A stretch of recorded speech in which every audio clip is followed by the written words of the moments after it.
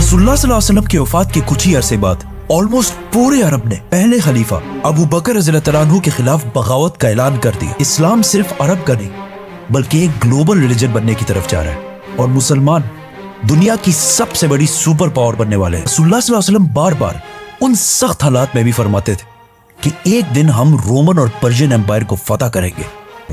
रसूलुल्लाह सल्लल्लाहु अलैहि वसल्लम ने दुनिया के सारे बादशाहों की तरफ लेटर्स भेजे थे और उन्हें इस्लाम की तरफ आने का हुक्म दिया। उन्होंने अपने बेस्ट जनरल खालिद बिन वलीद को लेटर भेजा कि जंगे यमामा में मुसलमा को हराने के बाद वापस मदीना नहीं बल्कि अपनी फौज को लेकर पर्शियन एम्पायर की तरफ जाओ।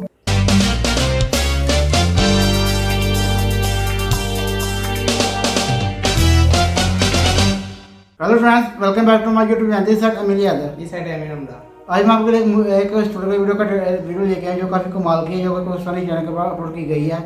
और ये काफ़ी कमाल की वीडियोस बनाते हैं, काफ़ी अच्छी इनकी जो बताने का तरीका काफ़ी अच्छा होता है। तो ये एक स्टूडियो वीडियो जो कि खालिद बिन वलीद के ऊपर है, जो कि उन्होंने पर्शियन एम्पायर को कैसे कब्जा किया था उसे और कैसे फतह किया था। और ये देखते हैं कि मैं स्टूडियो वीडियो काफ़ी कमाल की वीडियो होने वाली है, काफ़ी इन्फॉर्मेटिव वीडियो होगी। छोटी सी वीडियो शुरू करने से पहले आपसे बताइए हमारी वीडियो को लाइक और चैनल को सब्सक्राइब कर दीजिएगा। आज देखते हैं वीडियो कैसी टाइम। रसूलुल्लाह सल्लल्लाहु अलैहि वसल्लम की वफात के कुछ ही अरसे बाद ऑलमोस्ट पूरे अरब ने पहले खलीफा अबू बकर रज़ियल्लाहु अन्हु के खिलाफ बगावत का ऐलान कर दिया। लेकिन अबू बकर रज़ियल्लाहु अन्हु ने बहुत तेजी से इन सारी बगावतों को अपने जनरल खालिद बिन वलीद की लीडरशिप में क्रश कर दिया। नाउ एक बार फिर पूरा अरब मदीना की गवर्नमेंट के अंडर बिल्कुल यूनाइट हो चुका था। अब यहाँ से स्टोरी थोड़ी मुश्किल होने वाली है। इस्लाम सिर्फ अरब का नहीं बल्कि एक ग्लोबल रिलीजन बनने की तरफ जा रहा है और मुसलमान दुनिया की सबसे बड़ी सुपर पावर बनने वाले हैं। तो अबू बकर रज़ियल्लाहु अन्हु की सारी बगावतों को क्रश करने के बाद पूरा अरब अब उनके कंट्रोल में था। लेकिन अरब फिर भी एक डेजर्ट था और बहुत ही गरीब इलाका था और पूरा अरब यूनाइट होने के बाद भी एक सुपर पावर नहीं बन सका। असल सुपर पावर अरब से बाहर रोमन और पर्शियन एम्पायर थी। ये दोनों एम्पायर्स दुनिया की बहुत बड़ी और बहुत पुरानी एम्पायर्स थी। इस्लाम के पहले दिनों से जब मुसलमान बहुत कमजोर थे, रसूलुल्लाह सल्लल्लाहु अलैहि वसल्लम बार बार उन सख्त हालात में भी फरमाते थे कि एक दिन हम रोमन और पर्शियन एम्पायर को फतह करेंगे, जिस पर मक्का के लोग इनका हमेशा बहुत मजाक उड़ाते थे। लेकिन अब सिर्फ कुछ ही साल बाद मदीना की रियासत इन दोनों सुपर पावर्स से टकराने वाली थी और आप सल्लल्लाहु अलैहि वसल्लम की इस बात को पूरा करने के लिए अल्लाह ने पहले से प्लानिंग की हुई थी। मतलब जब मुसलमान हिजरत के बाद मदीना में आहिस्ता आहिस्ता सेटल हो रहे थे, उसी टाइम रोमन और पर्शियन एम्पायर आपस में बहुत सख्त लड़ाई चल रही थी, जिसे हम इस वीडियो में एक्सप्लेन कर चुके हैं।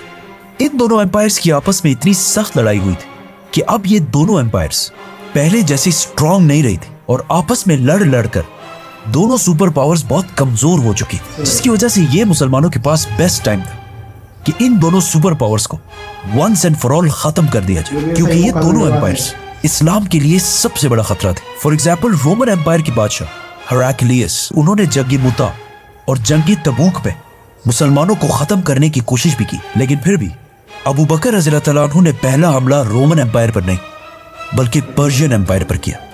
इससे कुछ साल पहले रसूलुल्लाह सल्लल्लाहु अलैहि वसल्लम ने दुनिया के सारे बादशाहों की तरफ लेटर्स भेजे थे और उन्हें इस्लाम की तरफ आने का हुक्म दिया था, जिसका सबसे बुरा रिस्पॉन्स पर्शियन बादशाह खुसरो ने दिया था और आप सल्लल्लाहु अलैहि वसल्लम के भेजे हुए लेटर को बहुत गुरूर के साथ फाड़ दिया था, जिसके बाद पर्शियन एम्पायर और मुसलमानों के दरमियान हमेशा एक कोल्ड वॉर चलती रहती थी और पर्शियन एम्पायर बार बार मुसलमानों की गवर्नमेंट को थ्रेट्स भी भेजती थी।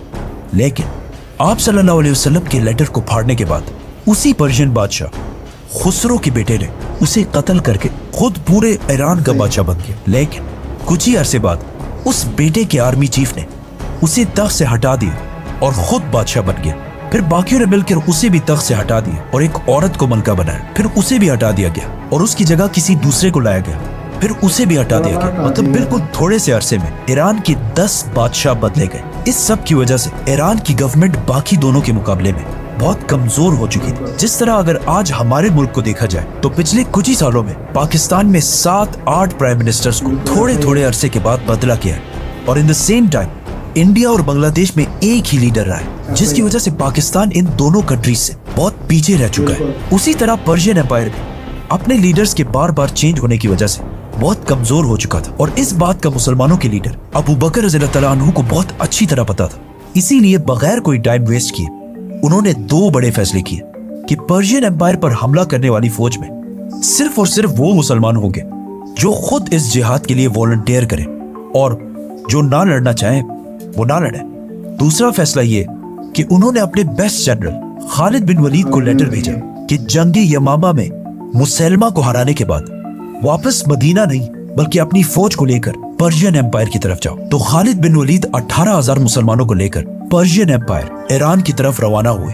ईरान उस जमाने में बहुत बड़ा था। खालिद बिन वलीद जिस इलाके को फतह करने के लिए गए उसे आज के जमाने में कुवैत कहा जाता है, जहाँ बहुत सारे पर्शियंस और अरबी दोनों आबाद थे। जाने से पहले खालिद बिन वलीद ने पर्शियन जनरल को लेटर लिखा कि या तो इस्लाम कबूल कर लो और या जिजिया देने के लिए तैयार हो जाओ, वरना उसके बाद जो होगा उसके जिम्मेदार तुम खुद होगे, क्योंकि मैं तुम्हारी तरफ ऐसे मर्दों को लेके आ रहा हूँ जो मौत शहादत से इतनी ही मोहब्बत करते हैं जितनी तुम सारे अपनी जिंदगी से करते हो। लेकिन ऑफ कोर्स उन्होंने बात नहीं मानी, जिसके बाद खालिद बिन वलीद ईरान की प्रोविंस कुवैत में दाखिल हुए। कुवैत के गवर्नर ने अपने बादशाह पर्शियन एम्परर से मदद मांगी, लेकिन ईरान के बादशाह ने सोचा कि अरबों की इतनी औकात नहीं है कि वो द ग्रेट पर्शियन एम्पायर से लड़ सके, तो उन्होंने मुसलमानों की फौज को इतनी अहमियत नहीं दी और अपने गवर्नर की एक्स्ट्रा फौज के साथ मदद नहीं की। सुपर पावर पर्शियन एम्पायर के बादशाह ने मुसलमानों को उसी तरह लाइटली लिया जिस तरह 9/11 के बाद सुपर पावर अमेरिका ने अफगानिस्तान को लिया था और 20 साल जंग के बाद भी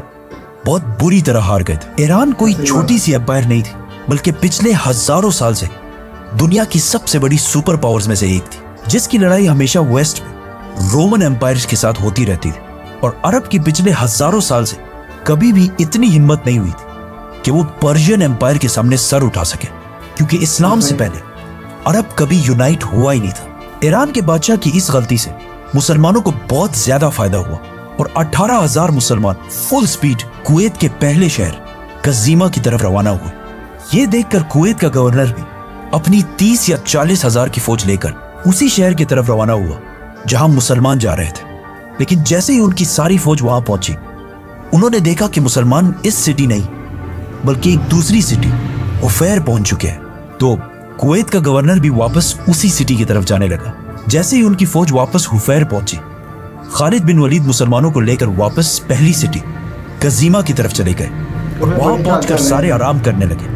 तो वो दोबारा अपनी सारी फौज लेकर वापस कजीमा की तरफ चला गया। लेकिन जैसे ही उसकी फौज बिल्कुल थक हार कर कजीमा पहुंची, उन्होंने देखा कि सामने मुसलमानों की सारी फौज बिल्कुल रेडी उनका इंतजार कर रही है, जिसकी वजह से इस फौज को रेस्ट करने का कोई टाइम नहीं मिला।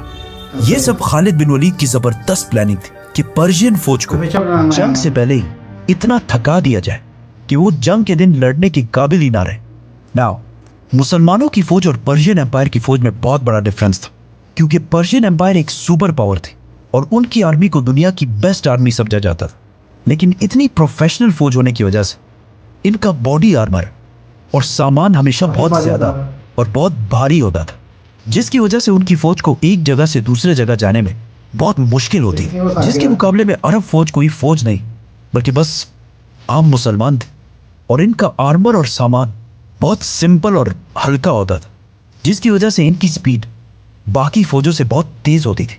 इस बात का खालिद बिन वलीद को बहुत अच्छी तरह पता था कि अगर हमें पर्शियन एम्पायर से जीतना है तो नंबर्स और ताकत से तो हम कभी भी इनका मुकाबला नहीं कर सकते। हमें सिर्फ अपनी स्पीड यूज करनी पड़ेगी और इसी स्पीड को यूज करते हुए उन्होंने बहुत तेजी से रोमन और पर्शियन एम्पायर जैसे सुपर पावर्स को गिरा दिया था, जिसे हम पूरा एक्सप्लेन करेंगे तो सब्सक्राइब।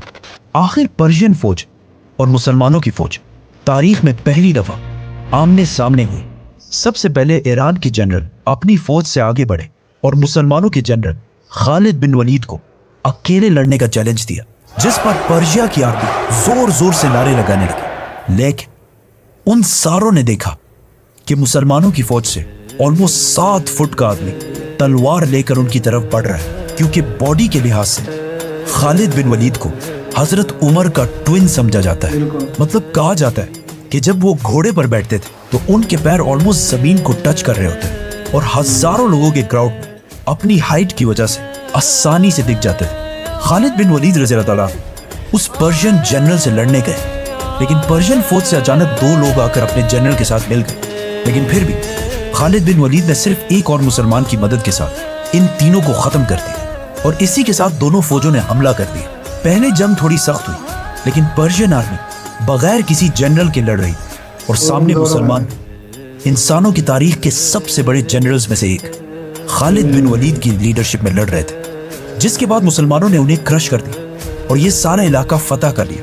पर्शियन बादशाह ने मुसलमानों की तरफ एक और फौज भी भेजी।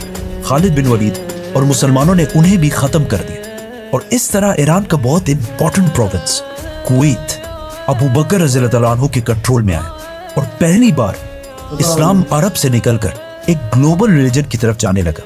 आज दुनिया में 2 बिलियन मुसलमान हैं और कहा जाता है कि दुनिया में ऐसा एक सेकंड भी नहीं गुजरता कि कहीं ना कहीं दुनिया के किसी कोने में अजान ना दी जा रही हो। लेकिन आखिर इस्लाम इतना बड़ा रिलीजन बना कैसे, ये हम सब के लिए समझना बहुत इंपॉर्टेंट है। So subscribe.